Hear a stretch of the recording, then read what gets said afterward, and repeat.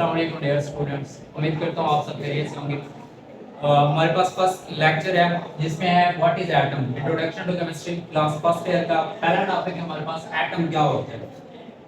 हमने एटम के बारे में इस पूरे लेक्चर में जानना है, लेकिन एटम को जानने से पहले अगर बात की जाए एटम है क्या और इससे जो बेसिक कॉन्सेप्ट्स हैं वो कौन कौन से होते हैं। फर्स्ट कर लेता हूँ मैं, यहाँ हमारे पास एक एटम है जिसमें हमें पता है बहुत सारे कंपार्टमेंट्स होते हैं, रिंग्स पाई जाती हैं। एरन में काफी सारी रिंग्स मिलकर चेन्स बनाती हैं या रिंग्स बना देती हैं। ये जो रिंग्स होती हैं हम इन्हीं को बेसिकली एलिमेंट का नाम देते हैं। ये जो रिंग्स हैं ये हमारे पास कहलाती हैं एलिमेंट। एलिमेंट कौन सा है, फर्स्ट कर लिया हमारे पास एरन है। एरन हमारे पास ये हो गया एलिमेंट। अब एलिमेंट और उसके साथ हमने जो चीज पढ़नी है वो हमारे पास एटम। एटम जो होता है वो बेसिकली एलिमेंट का ही एक छोटा सा पार्टिकल होता है।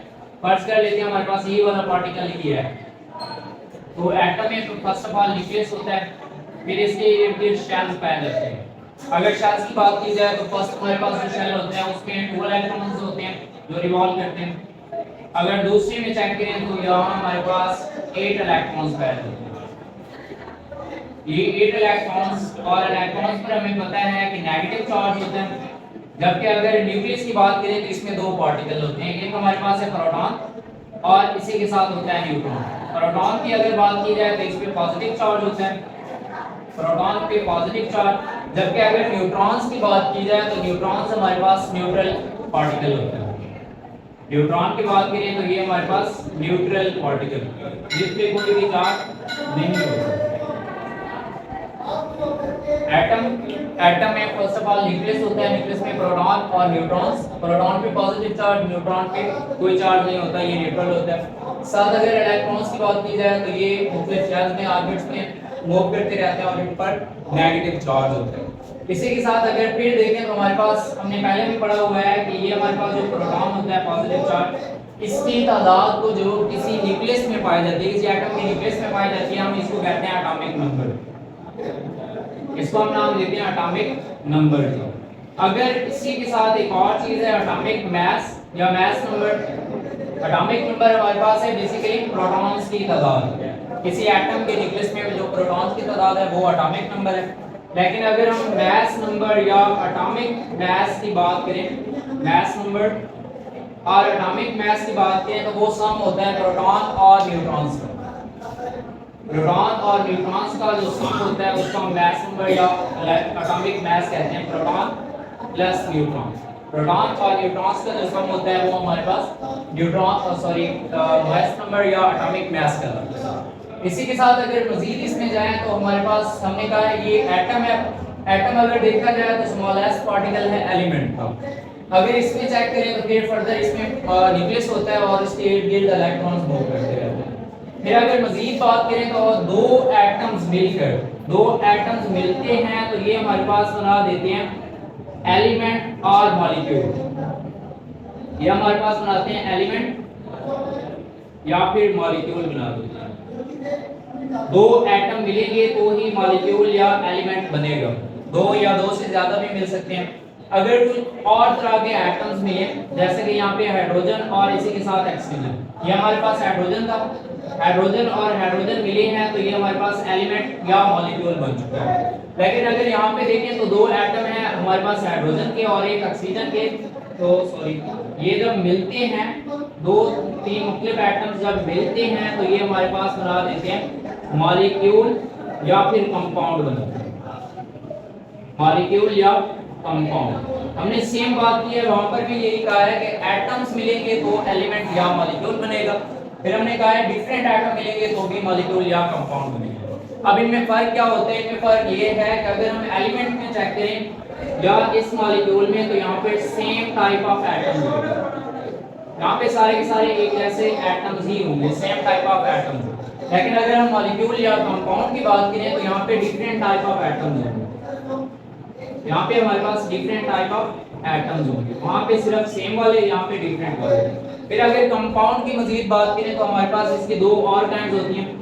फर्स्ट हमारे पास आयनिक कंपाउंड्स, आयनिक कंपाउंड्स और इसके साथ एक और फर्दर कैटेगरी है, वैसे बहुत सारी हैं जैसे कि metallic compounds, fourth man category होती है, लेकिन यहाँ पे हम दो को ही कंसीडर कर लेते हैं। फर्स्ट हमारे पास है एनिक और दूसरे हैं कोवेलेंट कंपाउंड। अब एनिक कंपाउंड्स कौन से होते हैं? ऐसे कंपाउंड जिनमें एनिक बॉन्ड पैदा होता है, ऐसे कंपाउंड्स होंगे जिनमें एनिक बॉन्ड पैदा होगा। और कोवेलेंट कंपाउंड्स कौन से होंगे? ये ऐसे कंपाउंड्स होते हैं जिनमें कोवेलेंट बॉन्ड पैदा होगा, इनमें एनिक बॉन्ड होगा, जबकि कोवेलेंट की बात करें तो वहां पे कोवेलेंट बॉन्ड होगा। ये हमारे पास बेसिक कॉन्सेप्ट है एलिमेंट, फिर उसके साथ आता है एटम। एटम में कहा है स्मॉलेस्ट पार्टिकल है। ये सारा का सारा हमने किसके लिए पढ़ा है? सिर्फ एटम को समझने के लिए। अब अगर हम एटम की डेफिनेशन करें, फर्स्टली डेफिनेशन की बात करें तो हमने वहां पे देखा है कि ये स्मॉलेस्ट पार्टिकल है एलिमेंट, जबकि एलिमेंट की बात करें तो वो हमारे पास स्मॉलेस्ट पार्टिकल ऑफ मैटर होता है।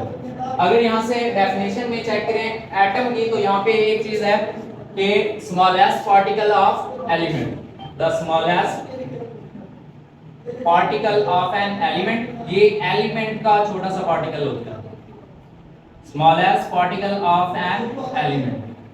इसके साथ हमने पढ़ा हुआ है, जो फर्स्ट क्लासेस हम पढ़ चुके हैं उनमें हमने देखा था smallest particle of an element, ये एक एलिमेंट का छोटा सा पार्टिकल होता है जो आजादाना रह भी सकता है और नहीं भी रह सकता, दैट कैन एग्जिस्ट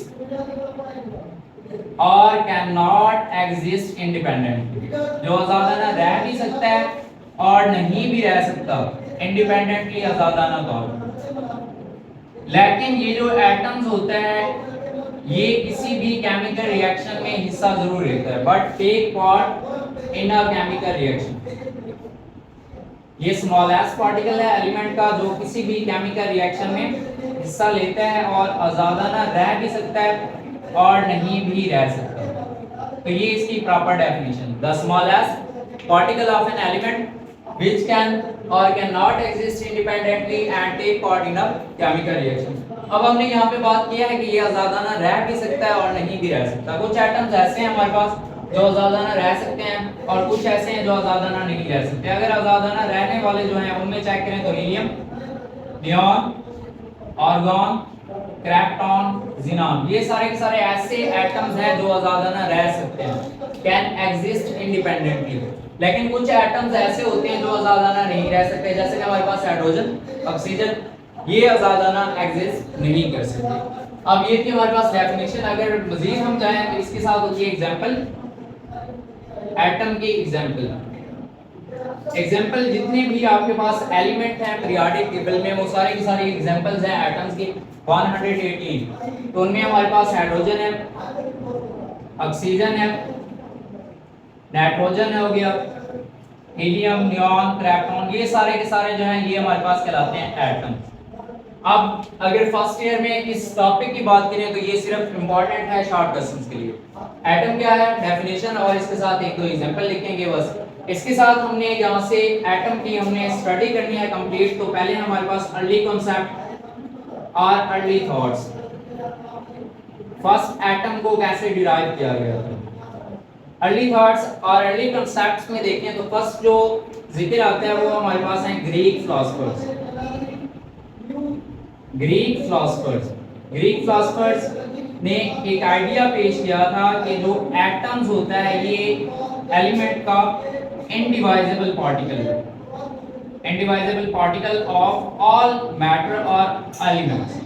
जो एलिमेंट्स का इनडिवाइजेबल पार्टिकल होता है उनको नाम दिया गया था बाद में एटम्स का। ग्रीक फिलोसोफर ने इन्हें कहा कि all the matter is composed of indivisible particles, these particles are called as atoms.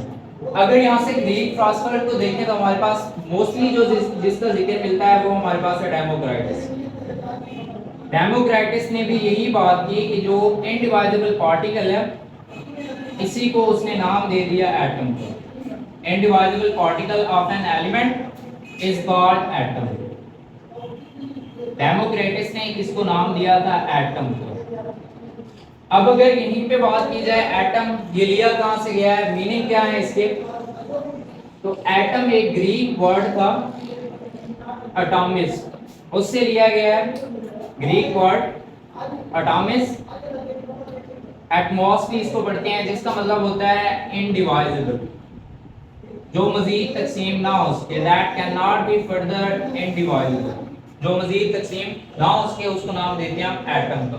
लफ्ज एटॉमिक से लिया गया, ये ग्रीक वर्ड है जिसका मतलब भी यही होता है नाकाबिले तकसीम। लेकिन अगर हम नाकाबिले तकसीम पे गौर करें तो इसका मतलब ये नहीं होता कि ये मजीद तकसीम नहीं हो सकता। ये तकसीम तो हो सकता है, लेकिन एक मकाम ऐसा आता है जिस पे ये मजीद तकसीम होने के काबिल ही नहीं रहता।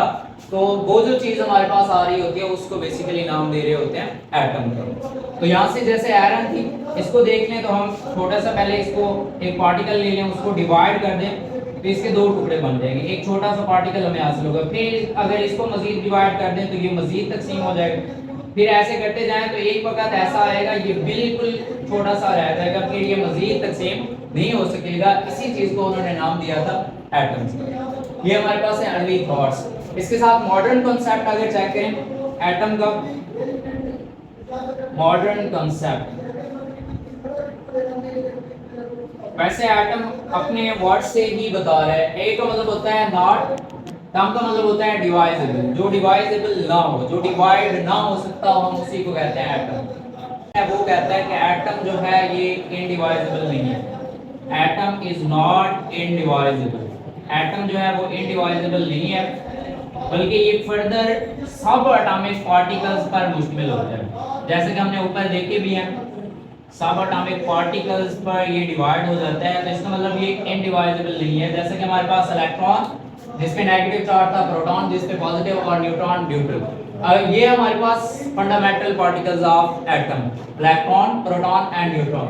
लेकिन दूसरे भी पार्टिकल्स होते हैं, ये कहते हैं कि 100 सब एटॉमिक पार्टिकल्स हैं जो एक एटम के अंदर पाए जाते हैं, जैसे कि न्यूट्रिनो।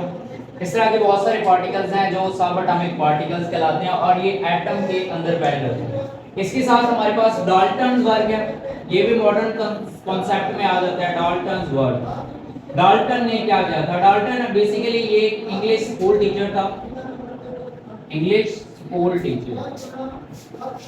उसने क्या किया था? इसने एक थ्योरी पेश की थी और दो लॉज दिए थे, डाल्टन्स थ्योरी जिसे कहते हैं, डाल्टन्स थ्योरी। डाल्टन्स थ्योरी क्या कहती है? All the type of matter, all the matter is composed of different types of atom.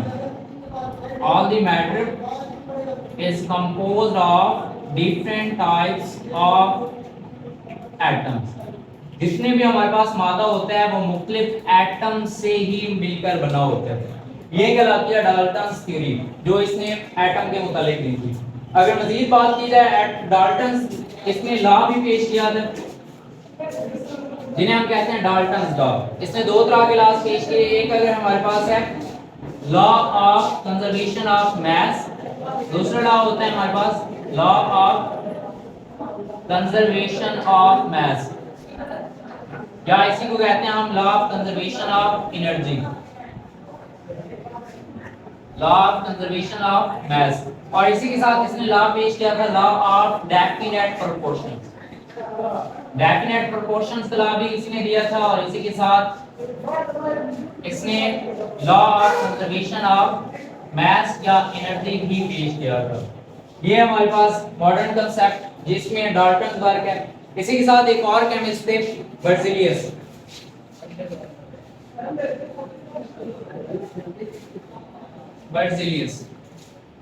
बर्ज़िलियस ने भी एटम्स के हवाले से दो कांसेप्ट दिए। एक इसने एलिमेंट के सैंपल्स बताए, he introduced the symbols of elements, symbols of elements। इसी के साथ he introduced new elements, इसने नए एलिमेंट्स भी मुतारिफ कराए, he introduced new elements। तो ये था हमारे पास मॉडर्न कांसेप्ट जिसमें हमारे पास है डाल्टन वर्क और इसके साथ बर्ज़िलियस। उसने एक दो चीजें प्रूव की थी। एक तो उन्होंने इंट्रोड्यूस कराई थी सिंबल्स ऑफ एलिमेंट्स को, मतलब हाइड्रोजन को हम किस तरह रिप्रेजेंट करते हैं। इसके साथ न्यू एलिमेंट्स भी इसने इंट्रोड्यूस कराए थे। यहाँ से मैंने पहले ही बताया है कि सिर्फ एक ही शॉर्ट क्वेश्चन आता है, वो है हमारे पास define atom and give its examples.